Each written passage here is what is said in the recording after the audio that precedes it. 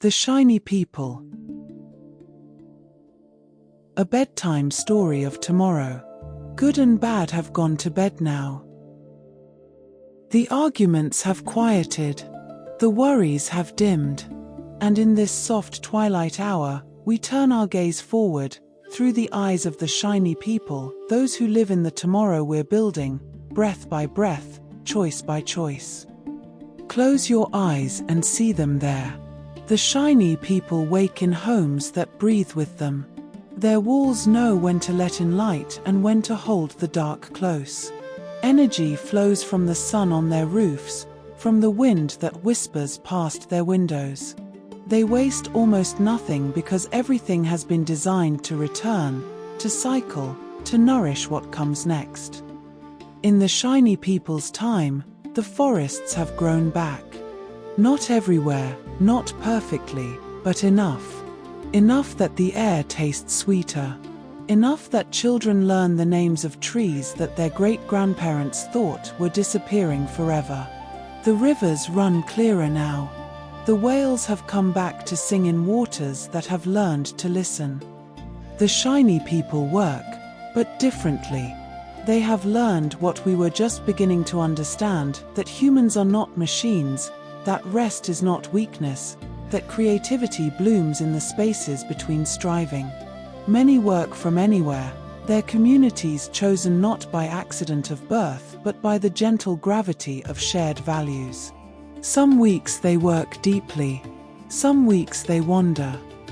Medicine has become kind in their time. The shiny people carry tiny companions in their blood, not invaders, but helpers, designed to whisper warnings before illness takes hold, to mend what's broken at the level of cells, to ease the pain that once seemed permanent.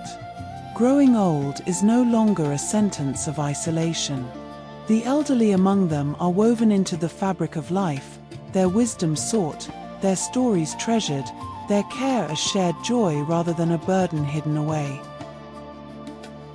The young ones of the shiny people learn in gardens and workshops, in virtual worlds and ancient forests. They are taught not what to think, but how to wonder. Their teachers are human and artificial, patient and endless in their ability to meet each child where they stand. No one is left behind because there is nowhere to fall to. The net beneath them is woven from the care of the whole. In the cities of the shiny people, silence has returned. The cars that once screamed through streets now glide on whispers. The delivery vehicles climb walls like patient spiders or sail overhead on predetermined paths, leaving the ground to children and dreamers and the occasional fox. Gardens climb the buildings. Bees have come home to the cities, their hives tended on rooftops where neighbors gather to watch the sunset. Food grows in towers and basements, in fields where robots and humans work side by side, each doing what they do best. The shiny people eat strawberries in winter without guilt because the winter strawberries grow just down the road, in buildings that capture the sun. They've learned to make meat without the animal, cheese without the grief, abundance without the cost that once seemed inevitable. When the shiny people gather, and they gather often, there are no strangers. Language barriers have softened.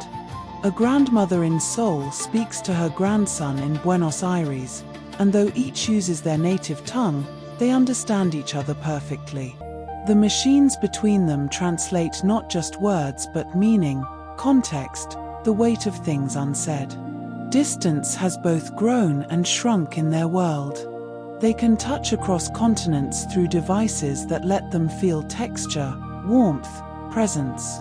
Yet they also walk more, bike more, exist more in their bodies. The virtual worlds they build are not escapes from reality but extensions of it, places to gather, to create, to play in ways the physical world cannot contain. The shiny people have made peace with their tools. The artificial minds they've created are not their masters or their slaves, but something stranger and more beautiful, partners in the work of understanding. These minds help them see patterns they couldn't see alone, solve problems that once seemed impossibly complex, create art that bridges the human and the mathematical sublime. Mental illness has not vanished in their time, pain is part of being human, and always will be. But the shiny people no longer face it alone in the dark. They have companions who notice the subtle signs, who reach out before the crisis comes, who help them find others who understand. The shame has lifted. The help is there. In their world, abundance has finally begun to spread as it was always meant to, not hoarded, not concentrated, but flowing. The barriers that once separated the prosperous from the desperate have not disappeared, but they have lowered, year by year, choice by choice. Fewer children go hungry. Fewer parents lie awake calculating impossible mathematics of survival. The wealth created by human ingenuity and machine precision is beginning, slowly, to belong to everyone. The shiny people look back at us sometimes, in the way we look back at our own great-grandparents. They see our anxiety, our fear, the weight we carried. They see how close we came to the edge of several different darknesses. And they feel grateful, deeply grateful, for the choices we made in our tired, uncertain time, the small ones and the large ones, the private acts of care and the public declarations of hope. They know we didn't fix everything. They know we made mistakes, that some losses could never be recovered, that some scars would never fully heal. But they also know we did enough. We held on. We reached forward. We chose, again and again, to believe that tomorrow could be softer than today. And so it was. Now rest. The shiny people are there, in the tomorrow we're building. They're waiting for us, but patiently, because they know we'll arrive. They know we're doing our best. They know that the future is not something that happens to us, but something we dream into being, night after night, in stories we tell ourselves when the day's urgency has finally quieted. Sleep now. The shiny people are keeping watch.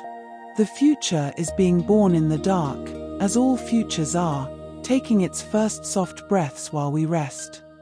Tomorrow, we'll help it grow. Good night.